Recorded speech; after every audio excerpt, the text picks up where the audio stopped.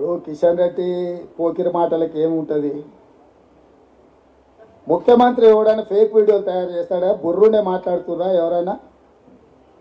నేను ఇంత నిర్దిష్టంగా నేనే కూర్చొని మాట్లాడుతున్నా. నేను మాట్లాడిన వీడియోలో మీరు లైవ్ వేసుకుంటున్నారు. వాళ్ళు రిజర్వేషన్లు రద్దు చేస్తామని ఇంకా ఫేక్ తయారు చేయాల్సిన అవసరం నాకేముంది? ఏమన్నా అంటే కొంచెం కామన్ సెన్స్ లాజిక్ అప్లై చేయండి. నేను ఓపెన్గా ప్రెస్ మీట్ పెట్టి బహిరంగ సభలల్లో yes Bharatiya Janata party RS రిజర్వేషన్లు రద్దు చేస్తుందని నేను చెప్తున్నాను. ఇంకా మళ్ళీ ఫేక్ వీడియో ఎందుకే?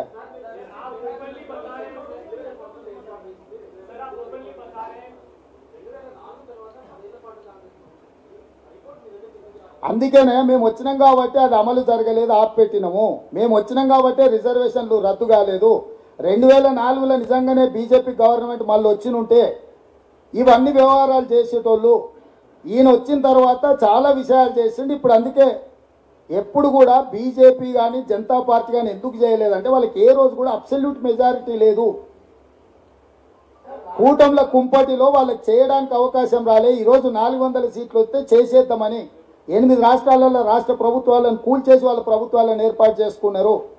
సో ఈరోజు వాళ్ళు క్రిస్టల్ క్లియర్గా సింగిల్ పాయింట్ ఎజెండాగా ముందుకెళ్తున్నారు. రాజ్యాంగాన్ని సవరించాలి, రిజర్వేషన్లను రద్దు చేయాలి. ఇది ఒక్కటే ఎజెండా.